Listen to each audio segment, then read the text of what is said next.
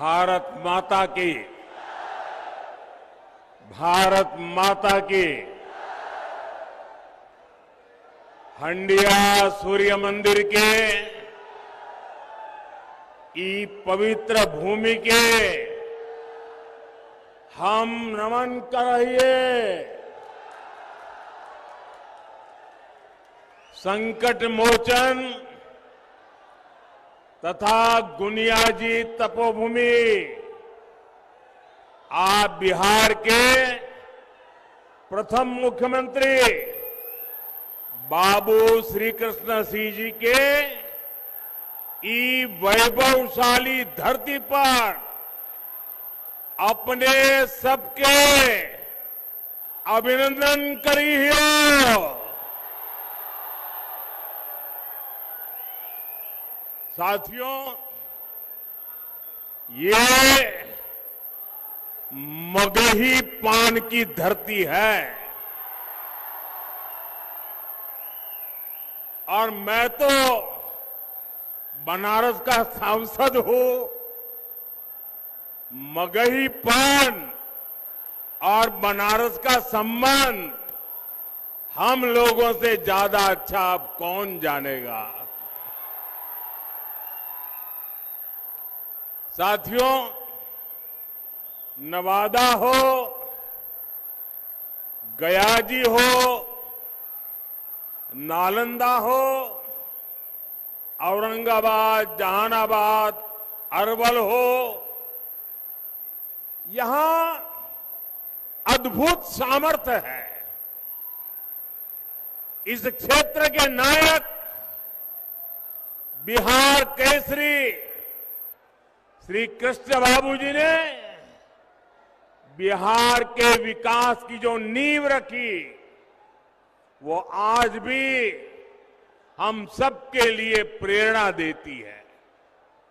ये धरती लोकनायक जयप्रकाश नारायण और भोला सिंह जी जैसे जनसेवकों की कर्मभूमि रही है। मगध की मिट्टी ने इतिहास में अनेक महान संतानों मां भारती को दी है। साथियों, मगध पुरातन भारत की शान है। अब हमें मगध को, बिहार को फिर वही पुराना गौरव लौटाना है। हमें इस क्षेत्र को फिर से वैश्विक ज्ञान विज्ञान का केंद्र बनाना है, विकसित बिहार बनाना है। इसलिए आज मैं एनडीए के सभी उम्मीदवारों के लिए आप सभी का आशीर्वाद मांगने आया हूं। और यहां जो मैं उत्साह देख रहा हूं, जो जोश से भरे हुए नौजवानों को देख रहा हूं,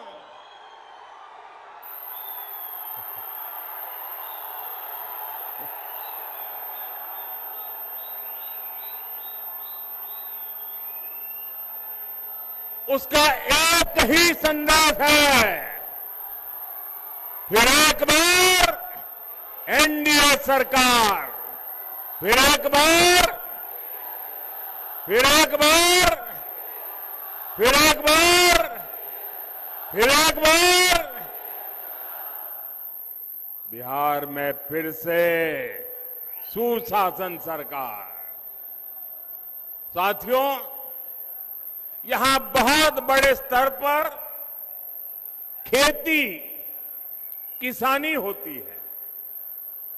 अनेक परिवार पशुपालन से भी जुड़े हैं। आजादी के बाद की सरकारों ने छोटे किसानों के हितों को प्राथमिकता नहीं दी। इस वजह से छोटे किसान हमेशा संकटों से घिरे रहे, लेकिन ये मोदी है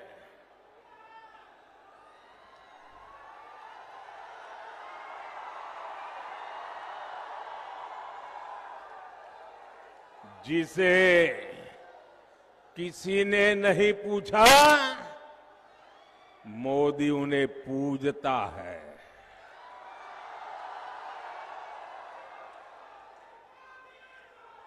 साथियों, बीते 11 वर्षों में हमारी सरकार छोटे किसानों को कृषि नीति के केंद्र में लाई है। आजाद भारत में पहली बार ऐसा हुआ है, छोटे किसानों के लिए बैंक के दरवाजे तक बंद थे। मोदी ने छोटे किसानों के बैंक खाते खुलवाए। आज किसान के उसी बैंक खाते में पीएम किसान सम्मान निधि का पैसा जमा होता है। यहां बिहार के किसानों करीब 30,000 करोड़ रुपए मिल चुके हैं। ये मैं आंकड़ा सिर्फ बिहार के किसानों का बताता हूं। और इतना ही नहीं, हमारे नवादा जिले का भी आंकड़ा हम सबका गौरव बढ़ाने वाला है।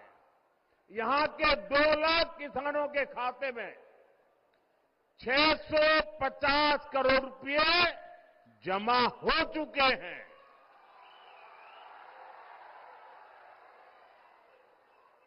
और मेरे भाइयों बहनों, याद रखिए, ये सारा का सारा पैसा बिना कट कमीशन और करप्शन के किसान के खाते में जमा हुआ है। अगर जंगल राज वाले होते, उनके साथी कांग्रेस वाले होते, तो आपके हक का ये सारा का सारा पैसा लूटकर अपनी तिजोरी भर लेते। और ये मैं नहीं कह रहा हूं, कांग्रेस के ही एक प्रधानमंत्री ने कहा था कि दिल्ली से 1 रुपया निकलता है तो गांव जाते जाते 15 पैसा हो जाता है। ये रास्ते में ये कौन सा पंजा था जो रुपये को घिस करके 15 पैसा बना देता था। साथियों, बिहार के लिए एनडीए का जो घोषणा पत्र आया है, उसमें तो किसानों और पशुपालकों को डबल उपहार मिला है। अभी किसानों को केंद्र सरकार, दिल्ली की सरकार पीएम किसान सम्मान निधि के 6,000 रुपये उनके खाते में जमा करती है। अब बिहार एनडीए ने ये घोषणा की है कि यहां फिर से सरकार बनने के बाद भारत सरकार जो देती है, उसके उपरांत 3,000 रुपये अतिरिक्त हमारे किसान साथियों को दे दिया जाएगा। साथियों, बिहार की इस मिट्टी ने आर्यभट्ट जैसे महान गणितज्ञ पैदा किए। बिहार की जनता का अंक गणित भी अच्छा है और सामान्य ज्ञान में भी उसका कोई मुकाबला नहीं है। ये चारे वाले सोचते हैं कि बिहार की जनता को चरा जाएंगे, जबकि इनकी रग रग की सच्चाई ये बिहार की जनता भली भांति जानती है। साथियों, आरजेडी हो या कांग्रेस, ये सिर्फ दो परिवारों के ही इर्द गिर्द सिमटी हुई पार्टियां हैं। एक बिहार का सबसे भ्रष्ट परिवार, दूसरा देश का सबसे भ्रष्ट परिवार। और इनके दो परिवारों में ही बड़ा घमासान छिड़ गया है। यहां एक जंगल राज के युवराज है, उन्हें लगता है कि कांग्रेस के युवराज की पदयात्रा ने उन्हें ही पैदल कर दिया है। और सोचिए, जंगल राज के युवराज को पैदल तो किया ही, सीएम पद के नाम पर कांग्रेस ने हामी तक नहीं भरी। इसके साथियों, आजकल ये दोनों दल एक दूसरे के बाल नोचने में लगे हैं। और तो खबर ये है कि हर बूथ पर कांग्रेस के लोगों ने आरजेडी को हराने की ठान ली है। आप देखिएगा, 11 तारीख को दूसरे चरण का मतदान खत्म होते ही कांग्रेस आरजेडी एक दूसरे का क्या हाल करते हैं, माथे फोड़ना शुरू कर देंगे।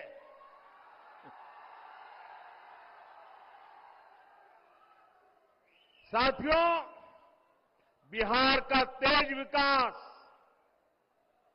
एकजुट एनडीए ही कर सकता है।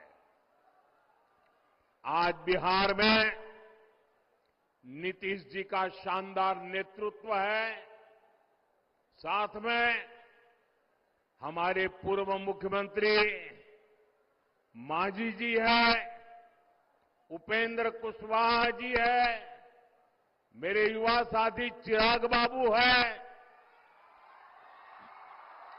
दिलीप जायसवाल जी है, सम्राट चौधरी है, विजय सिन्हा है।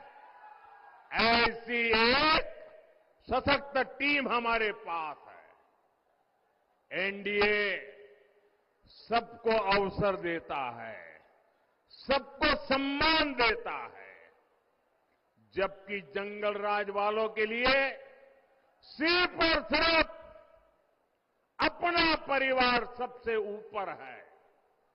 साथियों, जो पिछड़ा है वो हमारी प्राथमिकता है। एनडीए सरकार की कल्याणकारी योजनाओं में ये साफ साफ दिखता है।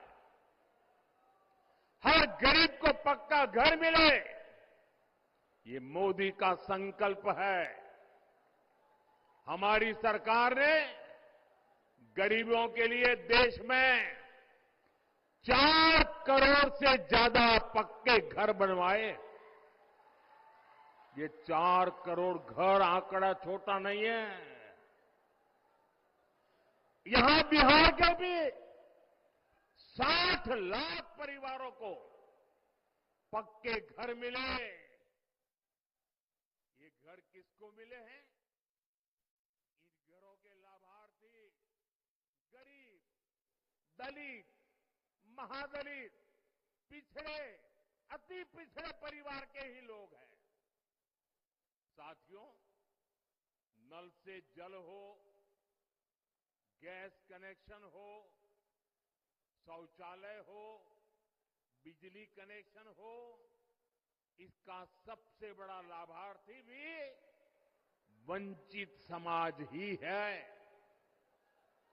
एनडीए सरकार मुफ्त अनाज और मुफ्त इलाज की भी सुविधा दे रही है, ताकि गरीब की, वंचित की चिंता कम हो। साथियों, यही तो सामाजिक न्याय की सच्ची परिभाषा है। बिहार ने देश को दी थी। लेकिन इन भ्रष्ट परिवारों ने अपने स्वार्थ के लिए ही इसका उपयोग किया।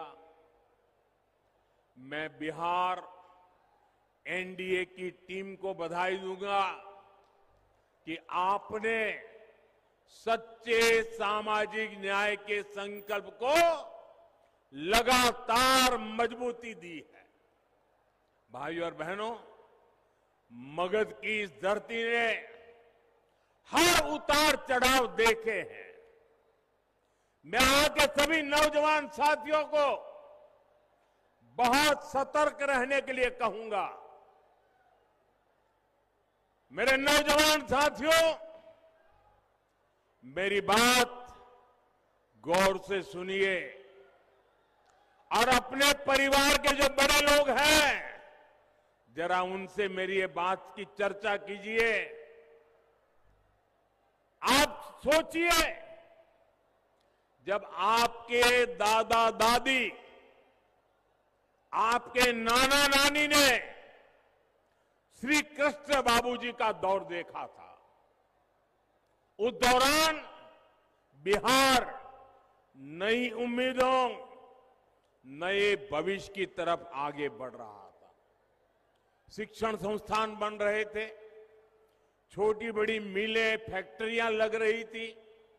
लेकिन अगली पीढ़ी, यानी आपके दादा दादी, नाना नानी के बाद वाली पीढ़ी, मतलब कि आपके माता पिता, वो वाली पीढ़ी, और जब आपके माता पिता वाली पीढ़ी उनके जिम्मेवारी का समय आया, तो जो आपके दादा दादी, नाना नानी ने जो देखा था, वो सारे सपने आपके माता पिता के आते आते चूर चूर हो गए। क्योंकि तब बिहार में जंगल राज ने पैर रख दिए थे।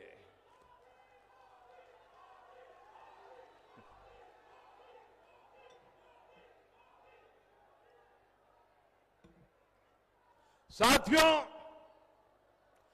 आरजेडी के जंगल राज की एक ही पहचान थी, और जैसा ही मैं बोलूंगा, आप हर एक को लगेगा कि आपका मोदी सच बता रहा है। उनकी एक ही पहचान थी, कट्टा, क्रूरता, कटुता, कुसंस्कार, कुशासन और करप्शन। ये था कि नहीं था भाई? यही उनकी पहचान थी कि नहीं थी? हर गली मोहल्ले में कट्टा चलता था कि नहीं चलता था? आए दिन कट्टे का खेल होता था कि नहीं होता था? जंगल राज की निशानियों ने मगध के गौरव पर नरसंहार का, समाज के में बंटवारे का दाग लगा दिया। हालत तो यह थी, किसी कर्मचारी का वेतन बढ़ता था तो वो परेशान हो जाता था। ये दिल्ली में बैठे एयर कंडीशन कमरे वालों को समझ नहीं आएगा। अगर बिहार में किसी का वेतन बढ़ता था तो वो परेशान हो जाता था। क्यों? क्योंकि ज्यादा वेतन का मतलब था आरजेडी को ज्यादा रंगदारी देना। उस दौर में स्कूल वीरान हो गए, क्योंकि अध्यापकों के, उनके परिवारों के अपहरण होने लगे। माताएं बहनें जब तक रात शाम को ऑफिस का, स्कूल का समय पूरा होने के बाद वो दरवाजे के बाहर टिकटिकी नजर से देख रही थी, इंतजार करती थी कि मेरा बेटा बेटी सुखरूप शाम को घर लौट आए। जंगल राज के उस दौर में 10-20 नहीं, करीब करीब 37,000 37,000 अपहरण हुए थे। साथियों, नीतीश जी ने बहुत मुश्किल से बिहार को उस दौर से बाहर निकाला। आप बताइए साथियों, क्या आप, मैं नौजवानों आपसे पूछता हूं, मैं माताओं बहनों से पूछता हूं, आप मुझे बताइए, क्या जंगल राज को फिर से बिहार में लौटने देंगे? क्या जंगल राज को बिहार में आने देंगे? क्या आप कट्टा, दूनाली और रंगदारी के उस दौर को फिर से लौटने देंगे? साथियों, बिहार के लोगों ने दशकों तक जंगल राज के साथ ही नक्सली हिंसा का डबल अटैक सहा है। जब आपने 2005 में नीतीश जी की सरकार बनाई तो पक्का कर दिया था कि बिहार को जंगल राज से मुक्ति मिलेगी। और फिर जब आपने 2014 में मोदी को सेवा का मौका दिया तो ये पक्का कर दिया था कि बिहार को नक्सलवाद, माओवादी आतंक से भी मुक्ति मिलकर रहेगी। और हमने बिहार को माओवादी आतंक से मुक्त कराने के लिए दिन रात एक कर दिया। आजकल आप देख रहे हैं, सैकड़ों की संख्या में नक्सली लोग हिंसा का रास्ता छोड़ रहे हैं। देश का संविधान जीत रहा है, शांति प्रिय देश जीत रहा है। और शहरों में बैठे हुए ये जो अर्बन नक्सल है ना, वो उनकी रातों की नींद खराब हो गई है, क्योंकि वे भी अब ये आतंकियों का, कभी माओवादी आतंक जो हाथ में हथियार लेके चलते थे, जब आज उनके हाथ में संविधान देखते हैं तो ये अर्बन नक्सलों की नींद उड़ जाती है। साथियों, मैं बिहार के युवाओं से, मेरी बहन बेटियों से कहूंगा, आपकी जिम्मेदारी बहुत बड़ी है। आप आरजेडी के लोगों का चुनाव प्रचार देखिए, पूत के पांव पालने में ही दिख रहे हैं। ये आरजेडी वाले अभी कैसी कैसी धमकियां दे रहे हैं चुनाव के मैदान में। रंगदारी के रंग से, माओवादी आतंक के लाल रंग से, मेरे भाइयों बहनों, हमें बिहार को बचाना है। और ये हर नौजवान की जिम्मेदारी है, हर मां बहन की जिम्मेदारी है। साथियों, विकसित बिहार, विकसित भारत, ये हमारी प्राथमिकता है। एनडीए के सुशासन का फायदा आप हर तरफ अनुभव कर रहे हैं। 2005 से पहले बिहार में बिजली का भी हाल बेहाल था। बिजली के तार तो लगे थे, लेकिन लोग सोचते थे कि ये तो कपड़े सुखाने के लिए रस्सी लगी हुई है और बिहार में लोग ये बिजली के तार पर कपड़े सुखाते थे, वो हाल बना था। ये हमारी सरकार है जिसने बिहार के गांव-गांव में बिजली पहुंचाने का इंतजाम किया।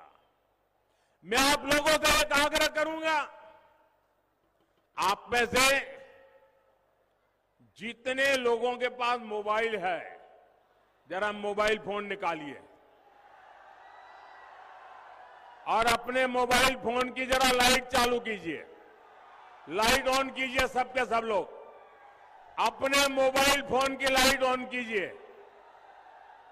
सब लोग यहां सब लोग, आप मुझे बताइए भैया, जब आपकी हथेली में इतनी तेज रोशनी है तो लालटेन की जरूरत है क्या? लालटेन की जरूरत है क्या? ये रोशनी है कि नहीं है? आपकी हथेली में है कि नहीं है? आपका भाग्य आपकी हथेली में है कि नहीं है? साथियों, छठ पूजा के समय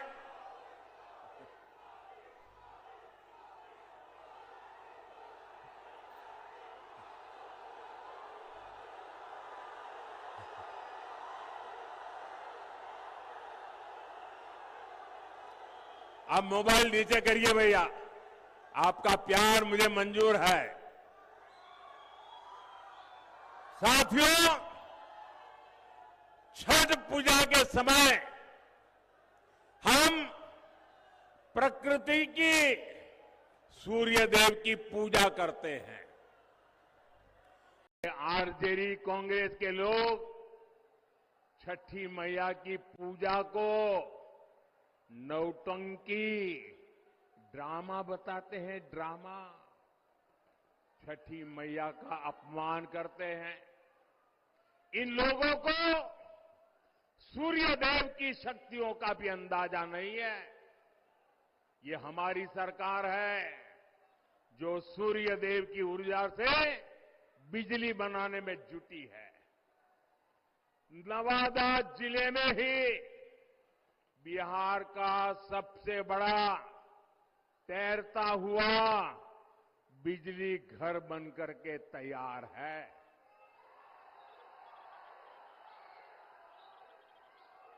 और जो दिल्ली से, बड़े बड़े शहरों से ये चुनाव की खुशबू लेने आए हैं ना, उनको भी मैं कहूंगा, जरा नवादा का ये तैरता हुआ सोलर प्लांट देख करके जाइए। लिखे या न लिखे, लेकिन देख करके तो जाइए।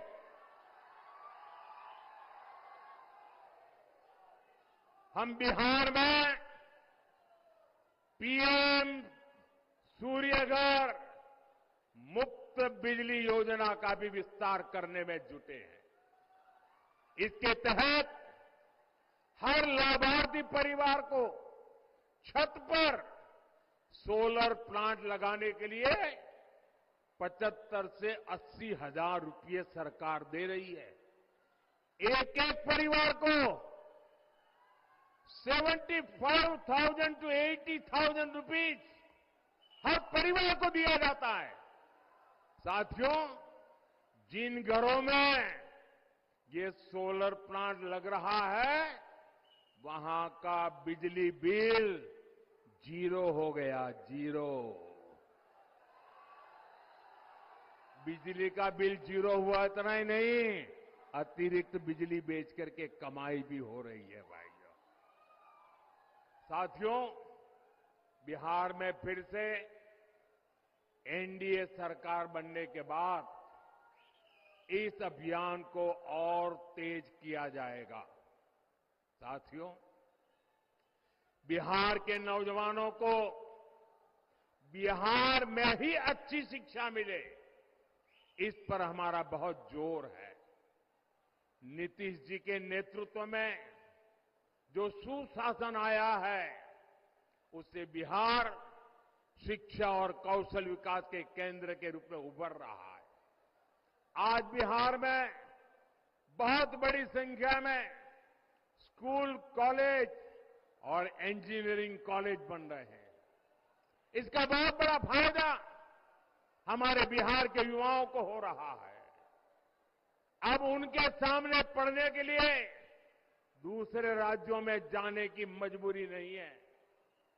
साथियों, आने वाले समय में ये क्षेत्र अमृतसर, कोलकाता इंडस्ट्रियल कॉरिडोर का महत्वपूर्ण केंद्र होने जा रहा है।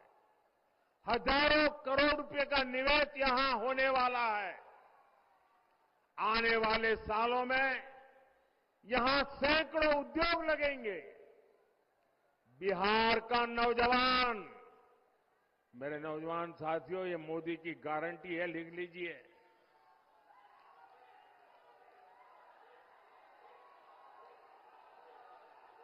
आने वाले समय में बिहार का नौजवान बिहार में ही काम करेगा।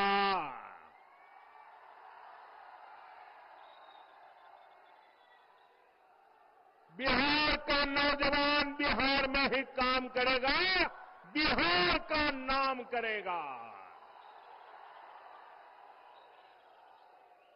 वो दौर दूर नहीं जब बिहार में मोबाइल फोन बनेंगे, इलेक्ट्रिक व्हीकल बनेंगे, यहां बने कपड़े दुनिया भर में निर्यात होंगे।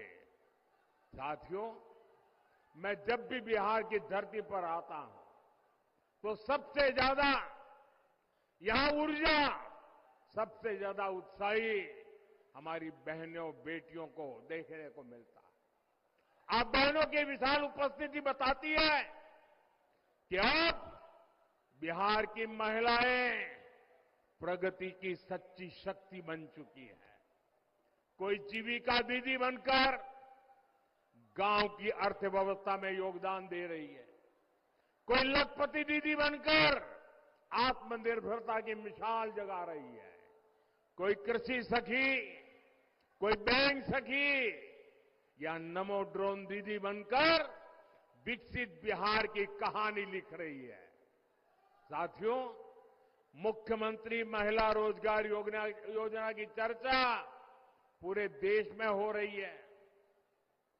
अभी तक बिहार की 1,30,00,000 बहनों के खाते में 10-10 हजार रुपया पहुंच चुका है। 1,30,00,000 बहनों के खाते में एनडीए के घोषणा पत्र में इसको लेकर भी बहुत बड़ी घोषणा की गई है। मैं आप सभी बहनों को भरोसा देता हूं, मैं बिहार की सभी माताओं बहनों को, महिलाओं को भरोसा देता हूं, हमारी सरकार कदम कदम पर आपके साथ खड़ी रहेगी। साथियों, बिहार के पास संस्कृति की विरासत की भी बहुत बड़ी शक्ति है। ये क्षेत्र जैन परंपरा, बौद्ध परंपरा के लिए जाना जाता है। ये माता जानकी और लव कुश की धरती है। हम रामायण सर्किट के तहत तीर्थों का विकास कर रहे हैं। हम बौद्ध सर्किट के निर्माण पर निवेश कर रहे हैं। हमारा प्रयास यही है कि बिहार में ज्यादा से ज्यादा तीर्थयात्री आए, विदेशी पर्यटक आए। साथियों, पर्यटन के साथ साथ खेल भी रोजगार का एक बहुत बड़ा माध्यम है। बिहार देश में खेलों का एक बड़ा केंद्र बनता जा रहा है। बीते सालों में बिहार इंटरनेशनल स्पोर्ट्स मैप पे आया है। राजगीर में भी शानदार स्टेडियम बन चुका है। अब स्पोर्ट्स में भी बिहार के बेटे बेटी तिरंगे की शान बढ़ाएंगे। साथियों, 6 नवंबर के लिए अब कुछ ही समय शेष है। इस बार हमने देखा है छठ महापर्व के लिए पहले से कहीं ज्यादा साथी अपने गांव आए हैं। मैं उनसे आग्रह करूंगा, क्योंकि लोकतंत्र में मतदान करना ये हमारा अधिकार भी है, हमारी जिम्मेदारी भी है। और इसलिए जो लोग बिहार आए हुए हैं और जिनका यहां की मतदाता सूची में नाम है, उन्होंने अपने इस अधिकार का पूरा उपयोग करना चाहिए। मतदान किए बिना वापस नहीं जाना चाहिए। मतदान करके ही अपने क्षेत्र में जाए। साथियों, विकसित बिहार के लिए आपका एक एक वोट बहुत जरूरी है। साथियों, आप इतनी विशाल संख्या में जो उम्मीदवार हैं, उनसे मेरी प्रार्थना है, जरा आगे आ जाइए। सभी उम्मीदवार यहां खड़े हो जाइए कतार में। हाँ, खड़े हो जाइए। सब खड़े हो जाइए। हाँ, मैं आपको मिलना चाहता हूं। जरा थोड़ा पीछे हट जाइए, मैं आपको मिलकर के जाऊंगा। इतनी विशाल संख्या में हमारे साथियों को आशीर्वाद देने के लिए आप पहुंचे हैं। आपके आशीर्वाद इन सबको मिले, वे हमारे प्रतिनिधि बने और विकसित बिहार का सपना पूरा करें। दोनों मुट्ठी बंद करके मेरे साथ बोलिए, भारत माता की, भारत माता की, भारत माता की, भारत माता की। वंदे वंदे वंदे वंदे वंदे वंदे वंदे वंदे